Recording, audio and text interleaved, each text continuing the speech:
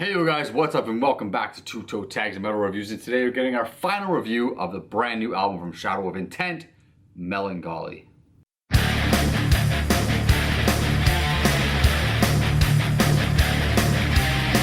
Alright guys, before we get started in this review, I want you guys to click the link in the description below and buy yourself one of these awesome t-shirts. We are a non-monetized channel. If you want to support us, this is how you do it. Buy an awesome shirt, link in the description below. Without further ado, TV Fish, what did you think of this album after listening to it for the entire week? Alrighty, Melancholy. Oh my god, this album's incredible. Like, listening to it throughout the week, I was loving it every single time. And there's one moment on this album, honestly, that did it for me. There's multiple moments, of course, like this album's incredible, but the one that kept getting me every time is the breakdown in Barren and Breathless Macrocosm. No remorse for the creatures of the earth, and then just the nastiest growl I've heard all year so far. Like, hands down, every time it came on, like, my face just gets angrier and angrier. I'd rewind the song just to hear it over and over and over again. Like, that breakdown with that growl is ridiculous. You said that, you know, the voices on World War X were summoning demons. I think Ben Dur is the demon that was summoned from that, because this guy is ridiculous with his voice. And that song, that breakdown, that one growl sums it up really well. Oh my god. Yeah, you're not joking. I know the exact part you're talking about, and yeah, it's like, it just makes you like, it just evokes like evil. Yeah, nasty, so crazy. I also wanted to comment on the first track, which is the title track, and how it does such a perfect job of building everything up, but also staying in line with everything else, because it starts with the piano, and everything just builds up more and more, and it's just so powerful. But it's not like it stands out in a bad way. It fits, but it's also unique. Like, it's so perfectly done that way. And I love it. One thing I noticed about this album is the songs are so busy and there's so much going on, but the sections of the songs bleed into and blend into each other so well. And perfect example of that is in Melancholy, because in that song, they actually play the vocal melody on the guitars before the chorus happens. They play the chorus melody vocal part on guitars, but it's almost like a prelude. You know what I mean? You're hearing that melody going on guitars, and then all of a sudden the chorus kicks in, and that same melody is now done on the vocals. Very, very cool, very creative, very subtle. And those parts just bleed into each other, and you get a nice transition, and everything fits together very well. Just awesome stuff. Yeah, and another one I want to talk about is Gravesinger, which is the second track. The solo on that song is insane, and I think it's a perfect example of how good the guitar work is on this album, because it's tasteful, it's emotional, you feel so much, but it's so technically like strong as well. It goes crazy as well, shreddy. It's such a good blend of those two concepts for a solo, and it just sums up just how great it's done on every other song in this album. Yeah, you're right. Other than the dreaded Mystic Abyss, which is just a crazy guitar song. Well, it's crazy everything. It's a crazy everything song. Gravesinger definitely has the best solo on the album. It's honestly reminding me of Angry Malmsteen, like that level and that style of just pure, just shred fest. I loved it. But as you said, it's not just as fast as how many notes can I hit it in the shortest amount of time possible. It's got structure to it. It's got feel to it. Right? And those are things that I look for when I'm judging a solo, and this guy hits it on the head. Yeah. Another song I wanted to mention just slightly is Chthonic Odyssey. Now, the chorus of this song like says a single to me. Like, I hear the chorus of that song and I say, you know what, this probably would be a single. Like, it just feels catchy to the point where it could be a single, but if you also consider the songs that were released as singles, I don't think it matters. It's just interesting that a song like that would have that sound to it but still fit in with everything else. Yeah. It's just interesting, and it kind of feels like it would be a single, but honestly I have no problem with the singles that they chose from this album, because they're all amazing. Yeah, we'll probably see another one or two singles from this album as well. I don't think they're done dropping videos. That could be one of them, who knows? That could be one. I think Dirge of the Void is also one that I think can be a single. I think both those songs tend to have a little bit more of the clean vocals, but there's not much clean vocals on this album, and the cleans are not, they're like a little bit rough, a little bit rough around the edges. Which I believe the comments told us that that's actually the guitar player doing those vocals. Okay. Which is interesting. His name is Chris. Yeah. Cool. Okay. Awesome. But yeah, Chthonic Odyssey, that's a cool song. Another amazing solo in that song. Can't really go wrong with the solos on this album. There's a lot of the comments I wrote, a lot of the comments that I took away from this album was the solos, the guitar work is amazing. One cool thing about that song though that I liked and I kind of thought was unique was the way that song ended, because it kind of has an abrupt ending at one point and you kind of think, oh, the song's over. But then all of a sudden after a few seconds it kicks back in for like 2 or 3 more bars and then it fades out into a nice like short little fade out ending. So I thought that was kind of cool. But this is one of those albums where every song has so much content. Like there's a lot of content crammed into this 52-minute album.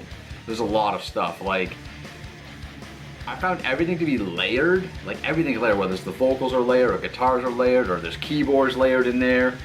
It's all just, there's so much happening and it just creates, it's one of those albums where every time you listen to it, you're gonna hear something new.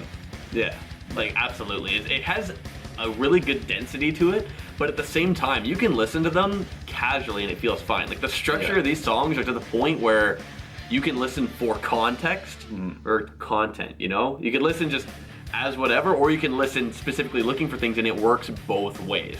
Yeah. Now I feel this album is probably best put on from front to back just because of the way the songs blend together. It just feels like one complete thing. When it's on shuffle, things are gonna kind of cut a little bit weird. Yeah. So I feel like the best experience for this album is from front to back. Yeah, I agree with that. When you shuffle it, it almost feels a little muddied in its presentation. Like when you put it on in order, you can tell which song is which and it kind of flows properly and everything. When you shuffle it, when I shuffled it anyway, a lot of times a song would start and I'd be like, was it this one or that one? And then I have to wait for like the chorus come on before I realize, oh yeah, it's this song or whatever, right? Yeah. I mean, that's not exactly a bad thing, but it's not a good thing, I don't think. It just proves that the best experience is front to back. Yeah. I hate the fact that it just feels like it's just more muddied when you shuffle it. And I still want it to feel more spread out. I feel like that might be just a testament to how good the track placement is for this album, because when you put it on front to back, it feels complete. It feels everything is in the right spot. So then when you shuffle it, it feels a little bit weird. I agree.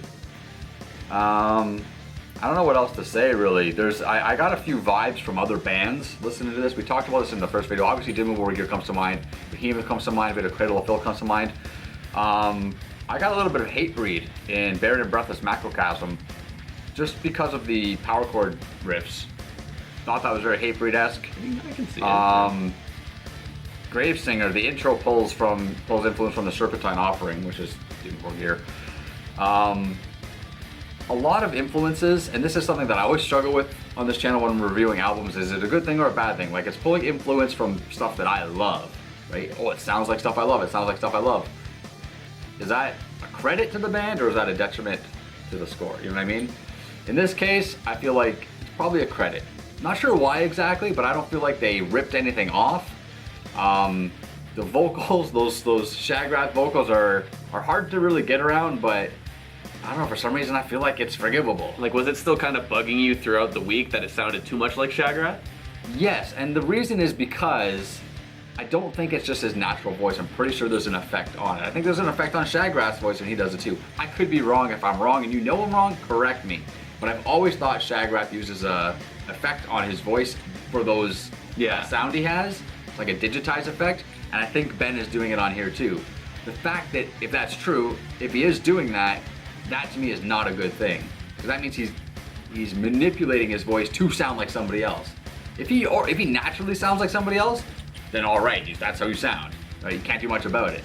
But if he's tweaking something and like in post edit it, like tweaking something, I don't know. Even then, I think you can also consider that when a band has it pulls you in multiple directions. Oh, it sounds like this, sounds like that. That's kind of an idea of this band has a bunch of things that I like in it, but it's all put together so that it's something on its own.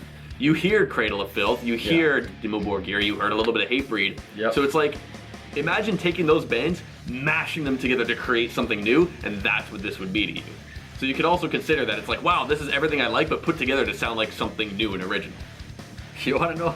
It's true, but you want to know a thought I had earlier, or actually maybe yesterday, whatever. This band felt like, what if Suicide Silence actually had talent? And I love Suicide Silence, okay? I like the band, pre-Eddie Hermida. But That's what I felt like. They give me the same type of feeling as Suicide Silence. Early Suicide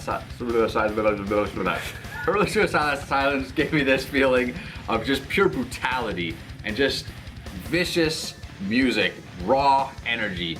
I get that from this band, but it's so much more well refined, so much more technical, so much more skillful, so much more full, so much more ambient.